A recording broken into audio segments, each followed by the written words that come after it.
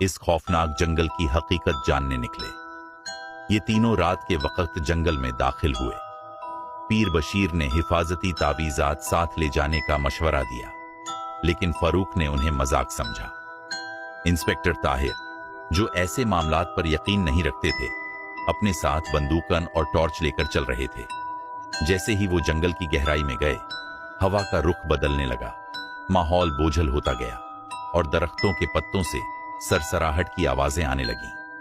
अचानक कहीं दूर से किसी औरत की चीख सुनाई दी। ये तो किसी के मदद के लिए चीखने की आवाज है, फारूक बोला और आवाज की जानिब भाग निकला। जैसे ही वो आवाज के करीब पहुंचे, सामने का मंजर देखकर उनके जिस्मों में सनसनी दौड़ गई। दरख्तों के दरमियान एक चट्टान पर मोमबत्तियों से बना एक अजीब दायरा था और उसके बीच में एक नौजवान लड़की बेहोश पड़ी थी। पीर बशीर ने कांपती आवाज में कहा, यह किसी शैतानी अमल का मरकज है, फौरन यहां से निकलना होगा।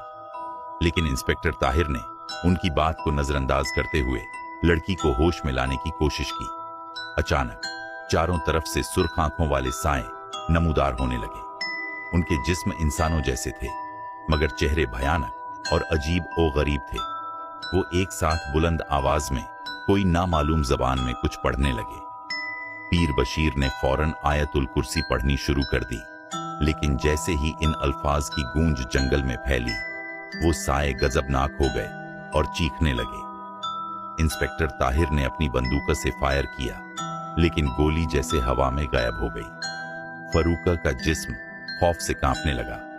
वो भागना चाहते थे, लेकिन पीर बशीर ने उनका हाथ पकड़कर एक तस्बीह थमा दी और कहा, ये पढ़ो, वरना हम में से कोई नहीं बचेगा। जैसे ही उन सब ने वो अल्फाज दोहराने शुरू किए, सायों की चीखें और बुलंद हो गईं और वो एक एक करके गायब होने लगे। वो किसी न किसी तरह बेहोश लड़की को उठाकर जंगल से निकल आए, लेकिन जैसे ही वो गांव पहुंचे, उन पर एक और खौफनाक इंकिशाफ हुआ। वो लड़की जिसे वो बचा कर लाए थे, अचानक खड़ी हो गई। उसकी आंखें सुर्ख हो गईं और वो गैर इंसानी अंदाज में हंसने लगी। तुम लोग समझे कि तुम बच गए। ये कहानी यहां खत्म नहीं हुई, ये अभी शुरू हुई है।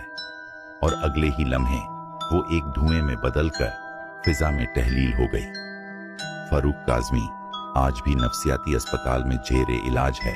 पीर बशीर कुछ महीनों बाद पुरअसरार तौर पर फौत हो गए और इंस्पेक्टर ताहिर ने पुलिस की नौकरी छोड़ दी। मगर वो आज भी कहते हैं, काला जंगल जिंदा है और वो हर उस शख्स को बुलाता है जो उसकी हकीकत जानने की कोशिश करता है।